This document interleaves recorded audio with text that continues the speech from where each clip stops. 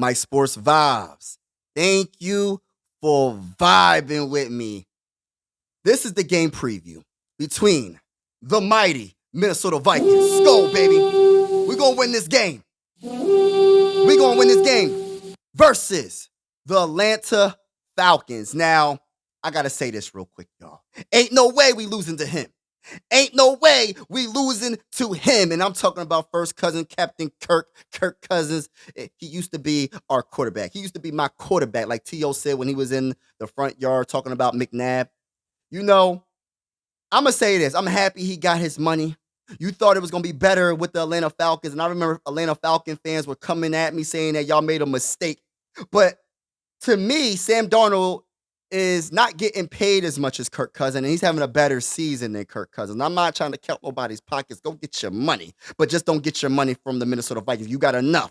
Before I talk that talk, y'all, before I really get into Talk that talk. I need y'all to hit that like button, hit that subscribe button. It's definitely going down. So Sam Darnold versus Kirk Cousins. Sam Darnold versus the Atlanta Falcons defense, and Kirk Cousins versus the Minnesota Vikings defense.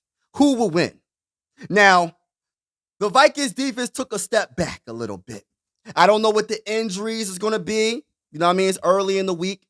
You know, Stephon Gilmore went out with a hamstring injury. He's a big part of this defense in the secondary. So I'm not sure. Hopefully he plays because, we need him to play. I'm not going to get in detail about that.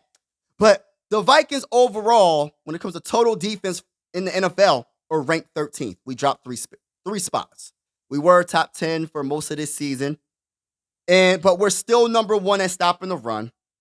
We're still one of the best teams when it comes to like third down defense. We're pretty darn good, right? Top 10 in third down defense. So we're still solid overall, right?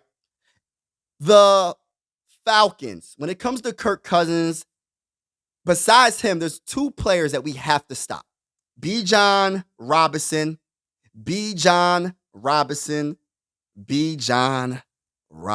Number 7, I believe that's the number he wears, leading his team in rushing with 885 yards, 7 touchdowns this season. The man be breaking ankles. The man is very shifty. The man, his first cut, man, he's special. What's it called? His speed, you know what I mean? After that first cut, he's very, very talented, and he could catch out of the backfield. He goes out on the outside to be a wide receiver as well, so that might be a matchup problem for our linebackers and our safeties because he definitely got hands. So we have to make sure we look out for the running back screens and just look out for him because he's a very talented player. Another player, I'm not sure if he's going to play this week coming up against the Vikings, is Kyle Pitts, their tight end. When it comes to our zone defense, we seen last week what a tight end can do to our defense. If Kyle Pitts is healthy, I don't think he played against the Chargers, which that bull Kirk Cousins threw for 4 interceptions, and I think that trend is going to continue against the mighty Minnesota Vikings because we are going to bring the pressure to him, y'all. We're going to bring the pressure. He haven't seen the schemes that Brian Flores is going to bring because there's only one Brian Flores in the NFL. You know what I mean? The way he coaches is amazing. His blitzing, I think we're top 3 in blitzing, if I'm not mistaken. So as long as we apply pressure, and we know when it comes to applying pressure to Kirk Cousins, we know what happens. But getting back to Kyle Pitts, if he's healthy, that's going to be a problem. And hopefully the Vikings defense can definitely improve. I don't know if you can improve this late in the season, but hopefully we made some type of adjustments because that's going to be hard to stop if he's playing, right? They do have another wide receiver in Ray McLeod and Drake London. He's leading his team in receiving yards. Drake London is. And when I talk about McLeod, he's a speedster. He's very fast, and he can definitely beat you deep. So we have to make sure we have safety help when it comes to him. But I just don't feel like they're going to have enough time. I feel like we're going to get enough pressure on Kirk Cousins to make him rush his throw. We're not going to let him go through his progression, we're not going to let him do it. Because if you do, he's going to pick us apart. The one thing I will admit is Kirk Cousins is one of the most accurate quarterbacks when he has time. So we can't allow him to have time. So Brian Flores, I don't know how much you're going to blitz because you got to be careful with that as well. But if you stop the run, and on top of stopping the run, You apply that pressure. So who we calling out? Harrison Phillips, Jonathan Grenard's having probably his best season of his career. Andrew Van Ginkel, Blake Cashman, whoever. I just need Jerry Tillery. I need a sack. Dallas Turner if he gets in the game. I need some pressure on Kirk Cousins all dang on long. I do not want him in the pocket, going to the Bahamas, sipping on coladas, you know what I mean, chilling all dang on day in the pocket. We have to make sure we get to Kirk Cousins. And if we do, we stop the run. And if we apply pressure to Kirk Cousins, we got this dub, y'all. It's game over. Now, when it comes to the Minnesota Vikings offense versus the defense of the Atlanta Falcons, right? See, the Atlanta Falcons are 29th in third down defense. So that we have a 44.7% chance of getting first downs on third down.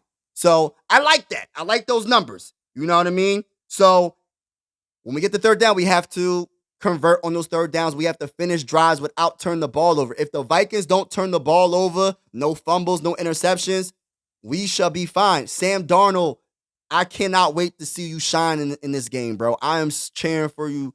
I am definitely cheering for you, bro. Like, I think you're going to have an outstanding game. I feel like you're going to do some things against this defense. And I'm not going to say you're in the MVP conversation because you're not. It's really, who is it? Saquon Barkley, Josh Allen. Is Patrick Mahomes in that conversation? I'm not really sure about Patrick Mahomes. I don't really follow it. I don't really care for the Chiefs, but I know Patrick Mahomes is the best quarterback in the game, so he's probably in that conversation, right? But Sam Darnold can be on the outside looking in that MVP conversation because I just have a feeling he's just been having a great season overall and a better season than Kirk Cousins. I have to keep saying that because people be thinking that he's not, and he definitely is. I understand. And let me say this. The Atlanta Falcons, they do have the talent. They do have some talent on that offensive side of the ball. I'm not going to say they're up there with the mighty Minnesota Vikings talent when it comes to the offensive side of the ball, but Sam Darnold just has to just take care of the football and just do what he's doing, especially when it counts the most. He's so clutch, man. I just wish and hope that our offense is more consistent throughout the game, not just certain points of the game, throughout the game. The first quarter to the fourth quarter, if we get the run game together as well, we should be on point. And man, Aaron Jones, I have confidence in you. I know you got benched and they had Cam Akers replacing you and Ty Chandler replacing you, and you got back in the game and got the winning touchdown pass. Salute to you, and I think you're going to have a great game, man. We cheering for you.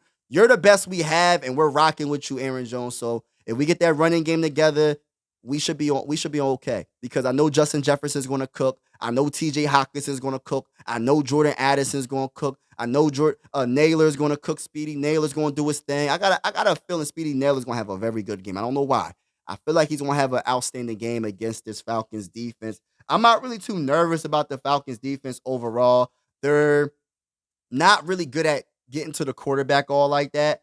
Their leading person with the most sacks is Arnold, their linebacker. I don't know how to say his last name. I'm not going to even pretend to even try. Number 17, he has 3 sacks. That's their sack leader. Only 3 sacks on the season.